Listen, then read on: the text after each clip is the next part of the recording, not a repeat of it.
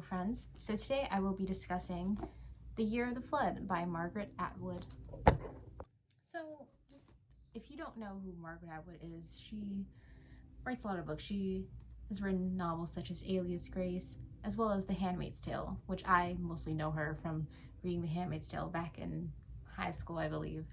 So I picked up Oryx and Crake originally for a class, and I really enjoyed that, so I decided to keep continuing on with the series because I realized it's a whole trilogy. So Oryx and Crake is a sort of dystopian sci-fi story that follows this man, Jimmy, throughout his whole life and how he kind of indirectly plays a role in sort of the end of the world, as well as his friend that is sort of involved in this as well. So Jimmy exists in this world where most, as far as he knows, or all the humans in the world are wiped out and he's the only one left. However, there are these creatures known as the children of Crake that are humanoid, but they have different aspects of very different creatures. They are very naive and they learn everything from Jimmy. Jimmy is sort of their teacher, and they have an interesting mating situation, and they were created in a lab as a means to kind of perfect humanity or to right the wrongs of humanity. So the idea is for these children of Crake, these creatures, to not develop religion or violence, or to not ever have to worry about rape or sexual assault. Hence why they have these very specific mating patterns, for example. So Jimmy is kind of the guardian of all these children of Crake, and they have a pretty short lifespan. They live to the age of 27, I believe, and the aim of that is to avoid, the pitfalls of humanity, such as, competition and war. So I guess by giving them a shorter lifespan, that kind of eliminates those issues. At least the creator of the Children of Crake thought so. But the main story happens, at least in the first novel, Oryx and Crake, throughout Jimmy's life, throughout childhood, his history with his mother who abandons him as a preteen, as well as him meeting his friend in school, Crake, who's very scientific, very science-minded, whereas Jimmy's a lot more emotional, a lot more personable. They have a lot of differences, but they become friends nevertheless, despite the fact that they end up going to different colleges. And Jimmy also has this very not healthy relationship with women. He is very, I would say, kind of superficial in his relationships. He'll have a relationship with a woman and then, just to feel something almost. And it might go back to the fact that his mother, abandoned him at a young age. His mother was also really mentally ill, so maybe that could play a role in his relationship with women. But it also sets up for him later in life, because the book is called Oryx and Crake.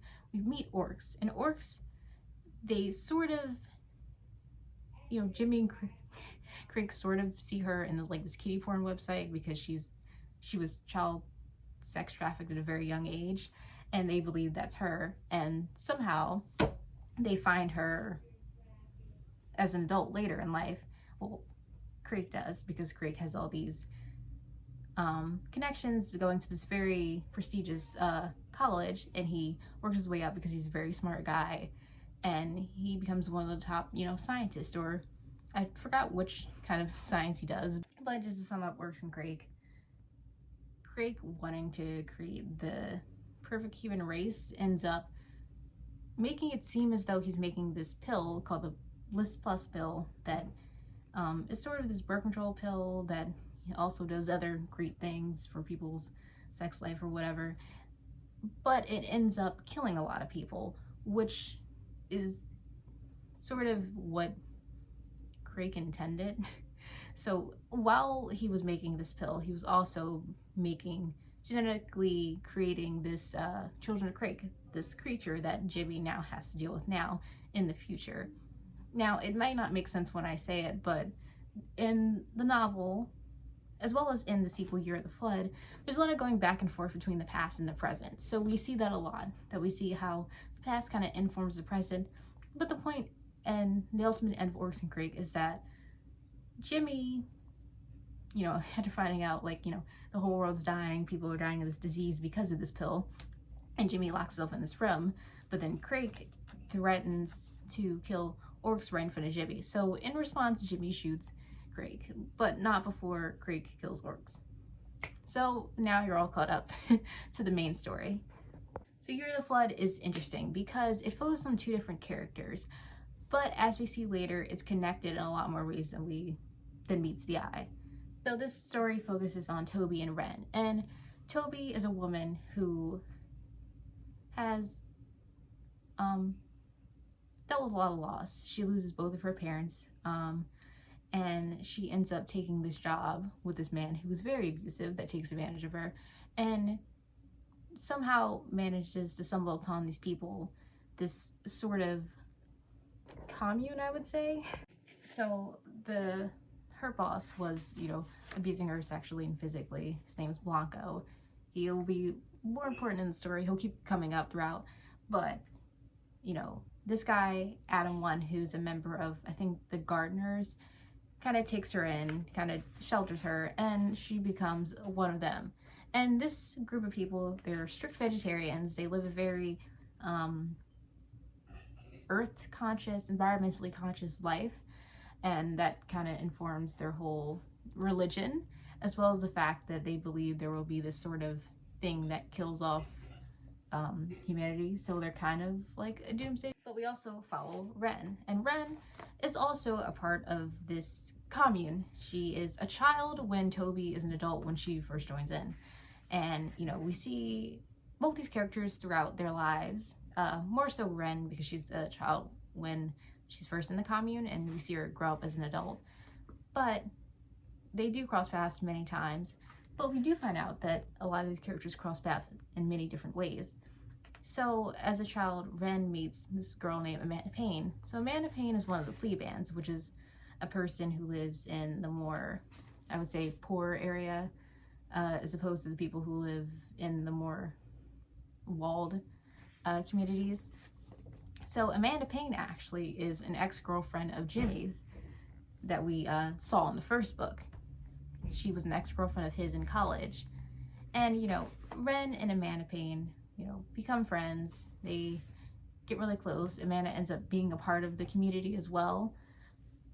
But Ren's mother, after, finding out that, after the mother finds out that her boyfriend cheated on her, it takes her back to the compound. So she goes back there despite, living a good chunk of her life in this kind of community, and has to kind of go back to,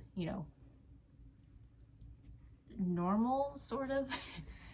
But the point is, she has a hard time adjusting. But along the way, she meets someone in school.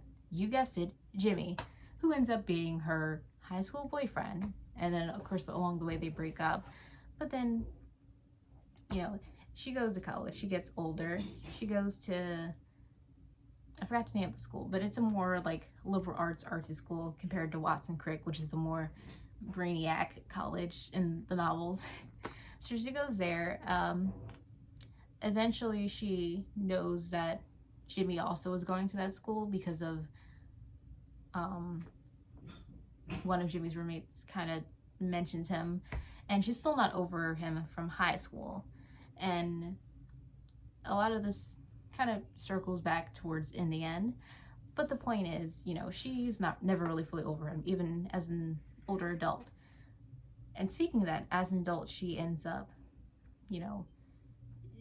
somehow ended up as a trapeze girl in this sort of, not brothel, but like sex club. I don't know even what it is. But that's where she is when, the world kind of ends and everyone dies from this disease. As well as Toby, by this point, throughout her life, she's kind of trying to avoid Blanco, because Blanco abuses women and kills them. So she's trying to avoid being killed by this man because she ran away from him. So Adam 1 from the community, the Gardeners, they kind of hash this plan to like disguise Toby, to make her look different, at least unrecognizable, and she ends up working in a spa. And that's where she is when, you know, the world ends and everything. And when we flash back towards, you know, the present day, these, and like I said, there's a lot of connections between the first book and the second book. A lot more as you continue to read the story. And I don't know, without like bogging you down with too much information, we find out that Craig was heavily involved with the gardeners, with their commune. He was doing some kind of work for them. And that's also possibly where his interest in, you know, creating this specific creature, the perfect creature that could rival human beings, came from, more than likely. But also, as far as on Ren's side, we see that when she's working as this, you know, trapeze artist at this place, she comes across Craig, which, as a result, she also ends up running into Jimmy, and Jimmy's like drugged out of his mind. He doesn't know what's going on, so he doesn't recognize her, and it's implied that she does things with him, despite the fact that he's like, you know, out of his mind on some kind of drug. And it's also sort of implied that Craig knows this because Craig somehow just knows everything. He's kind of almost like this all-knowing character, despite the fact that he's human. He's just really smart and, I guess, perceptive. But when we flash forward to the present day, the post-apocalyptic part,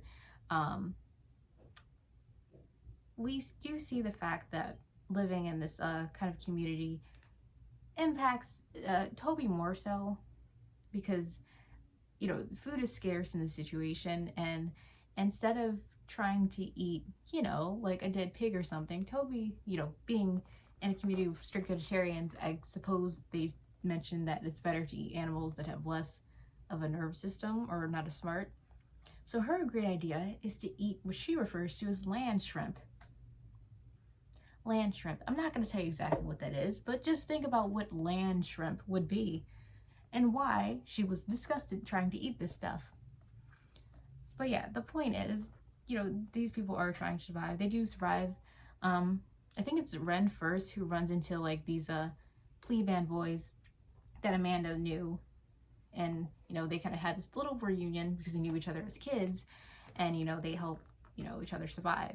They also run into Amanda, and while that's happening, it's kind of full circle with the first book. So the way Orcs and Craig ends is Jimmy's on a beach, which is where usually the Craigers are, the children of Craig are, and he sees these 2 or 3 men and this woman, and he, before this point, didn't know there were other humans around. So he's freaking out. He doesn't know what he's gonna do, if he's gonna introduce himself, if he's gonna kill them, if he's gonna kill himself. And that's where the first book ends. But that's where, at some point, that's where this book leads us. It leads to Amanda was the woman who was also Jimmy's ex on the beach. She is kidnapped by these guys. They're on the beach, they're messing with her. Jimmy comes along, and just in the nick of time, Toby and Ren come along, and they're like diffusing the situation, and eventually they do diffuse the situation. So also at this point, Jimmy is really out of it. So throughout the first book, he was kind of like talking to himself. He had like this kind of woman's voice in his head that we assume was Orcs, but we're also not really sure. And he sees Ren, but then he is very out of it, and he's kind of just like, "Are you dead?" She's like, "No, Jimmy, I'm alive, and so are you." And then he's like, "I'm such a mess," he says. "Sometimes I think everyone's dead." So he's not all there mentally. So he's not doing too well, especially the fact that he's been kind of this guardian to these creatures that are very naive, and he hasn't seen any other humans. He has no actual human contact, so that definitely has took a toll on him. And while they're, you know, on this beach, they kind of, well, Jimmy, you know, he's still kind of out of it. He says towards the end, like, "Hey, do you hear that music?" And then Ren's like, "Well, what music?" And apparently there is music. It's very faint, and it's coming towards them. There's people singing, and there's also torches like seen flickering through the trees in the forest. And that's where Year of the Flood ends. So it kind of ends similar to how the first book ends, where it's like this kind of mystery of like who these people are, like what's coming towards them, and like what's gonna happen at this point. And as far as I know, it's a trilogy, so there's 1 book left in the series. So I'll see what's going on with that when I read that. But that's Year of the Flood. And all in all, I really enjoyed this one. I think it's really weird. At some points of the book, I liked it more than Orcs and Craig, but at other points, I kind of like I missed something. Like I missed certain elements of Orcs and Craig, if that makes sense. So it's kind of like a 50-50. It's kind of like, I don't know if I like Year of the Flood better or if I prefer Orcs and Craig. Although I do think Orcs and Craig could work as a standalone. I think because of the class that I read it for, we kind of read it by itself as a standalone. So maybe I'm biased in that way. But I do think it could be read on its own, but I think it's best if you keep reading, because you're going to be curious and you're going to want to figure out what happens next once you hit the end. Especially with this book too. Like I think you're going to want to know what happens next. So I would recommend reading the whole series. And it's sometimes it takes a while to like understand. Like I know Orcs and Craig, it took me a while to get a handle on like what was going on, but once I got into this book, I kind of got it automatically because I got used to the prose. I got used to kind of like the way that the world is set up and the way the story is set up as far as like, the flashbacks and like the present day setup. So I got used to that by this book. So I do think if you read the series, go into it slow, like don't rush into it. But I do think once you read Orcs and Craig, it's easier to understand Year of the Flood, despite the fact that it does start with different characters in seemingly very different situations. It does connect in the end. So just, just stick around for that. But all in all, I like Margaret Atwood, at least from what I've read of her so far. I like her writing style. I think it's different than what I usually read. It kind of pushes you because it's like, you'll be confused, but you'll know what's going on, but you'll still be like, what's going on at the same time? It has that kind of setup. And it's also sort of pessimistic in a way. I think Margaret Atwood herself said that she only writes what could be possible. So like what's happening in the book as far as like, genetic modification and things like that, and stuff that could possibly happen. Or stuff that we're already sort of doing. So I do appreciate that it's kind of based in reality a lot, like a lot of it is.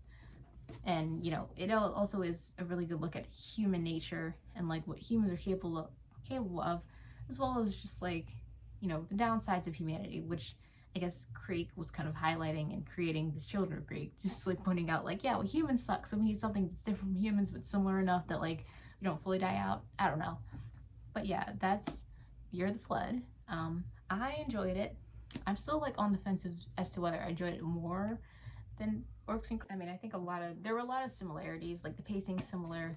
The only difference is like these sort of like this kind of interludes where it's the sermons that the gardeners, like their religion that they kind of talk about as far as like, saving animals and the environment, things like that. That was the only difference as far as like the setup or format of the book, but everything else was similar to Orcs and Craig, so it wouldn't be hard to just like jump into this right after reading Orcs and Craig.